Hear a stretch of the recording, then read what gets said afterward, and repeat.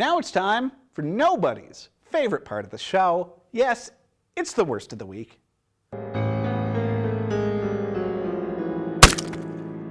This week's worst of the week is Beastly, a vaguely recent reimagining of the Beauty and the Beast story, where the Beast is the central character. Normally the Beauty is the central character. This time we're really following the Beast, who is a jerk high school student who makes fun of people who have tattoos for some reason, and so he is cursed by a witch who is one of the Olsen twins. Don't know which one. Maybe it was both of them. Maybe they Michelled it, and one played her some days and one played her the others. I don't know.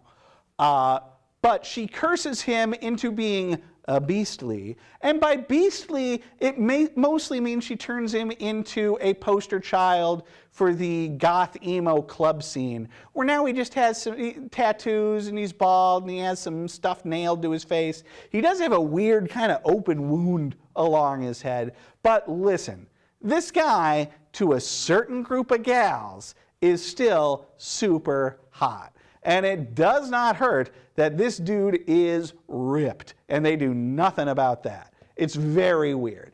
Listen, this is a very tired and lazy movie.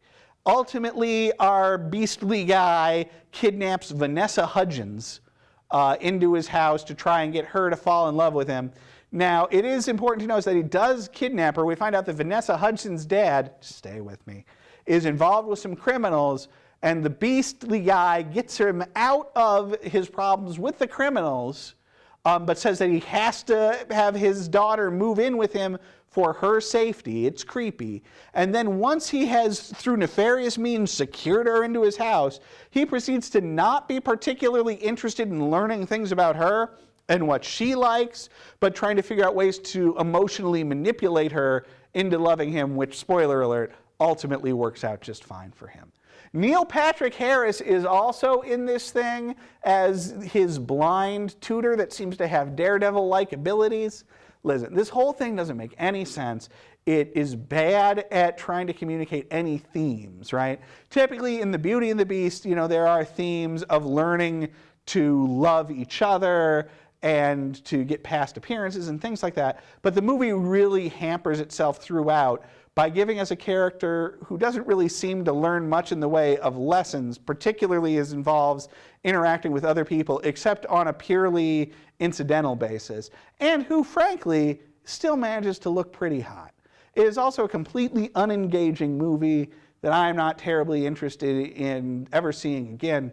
Beastly, 1.5 stars.